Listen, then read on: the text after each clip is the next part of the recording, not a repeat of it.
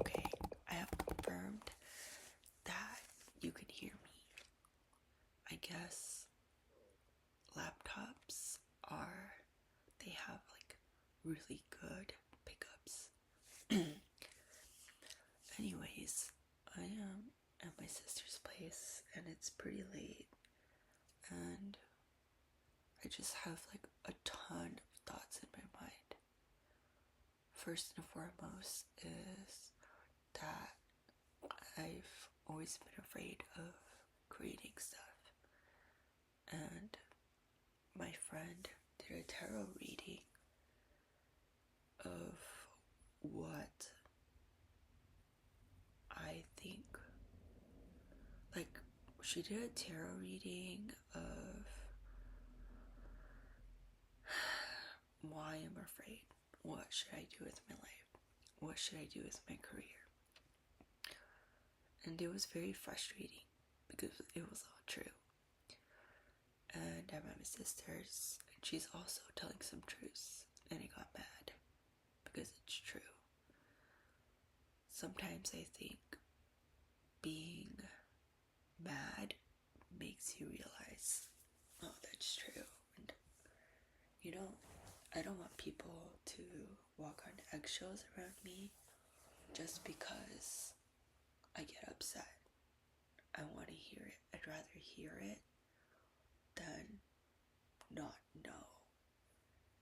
And going back to the thing on like creating and why I'm afraid, I think being a YouTuber, I've always admired YouTubers ever since like Nigahiga, like even like other people, but like that kind of fame, it's basically like being a celebrity, right? That kind of fame can take a toll on your mental health. And I think I'm just ready to share everything on YouTube. And I've been very specific about what I share, and I no longer think that I should be very specific about what I share. I like being transparent. I like everyone knowing my stuff. I'm not private. I totally understand now. Some people are private and I shouldn't pry, and they'll tell me when they're ready. And I think that's been a recurring thing for like a long time. But I'm really glad I made that video on committing to giving low quality content, because I would not do low quality. I would not record. Really, I would not record. I have been so obsessed with view count, like what people like comment and stuff. And my only goal should have been sharing.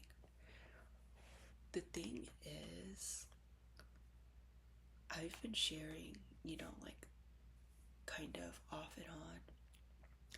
It started with Facebook.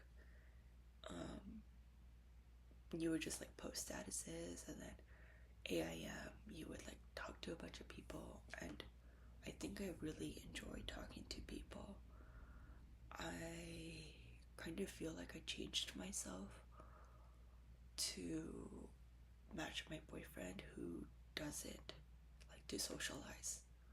And why I couldn't accept that, because in our society today, you just do everything with your boyfriend. I don't think that's right. I need other people. Like, I want a family, I want someone who mothers me, someone who supports me, someone to have like foodie adventures with, someone to like talk to about environment, someone to study with. And I think I did a really good job in college, and I was getting there in high school, and I just need to build it again. But the thing is, I think I can no longer wait for other people to make it. I noticed this already, because I think it's like a reoccurring thing that a lot of people, don't. They don't. They don't want to. They don't. They don't know how to build community, and there's all these tools that I've been using online, and also one big part is I've been tutoring nonstop the past like 2 years, and it's really like stunted my like social situation. And by posting on YouTube and just like making content, I'm gonna start posting on LinkedIn too. I've been pressuring people to add me on LinkedIn, and I haven't told anyone in my life about YouTube. I went kind of like manic, and I started sharing a bunch of stuff, and I think that's how my manic manifests. I get really anxious, and I want to fix things. Things are out of my control. Obviously, I need the medication because literally my brain, like, they've done studies where like your brain is like different. Like, they actually see the MRI when it's different. And I definitely need to like compile all my medical history and like give it to someone that I trust, because at this point I can't just willy-nilly find a psychiatrist. So let's go back to the topic of why I'm afraid and like use social media and stuff.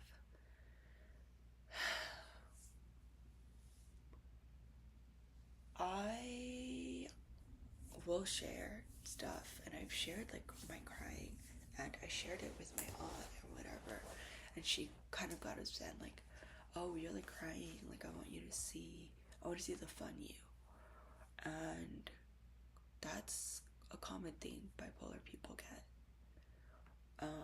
I definitely want to do a bipolar, like a few more reviews and stuff, like just like teaching.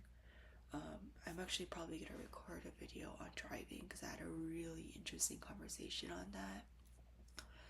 I never only record one on tarots. So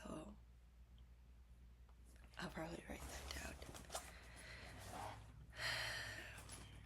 I don't know.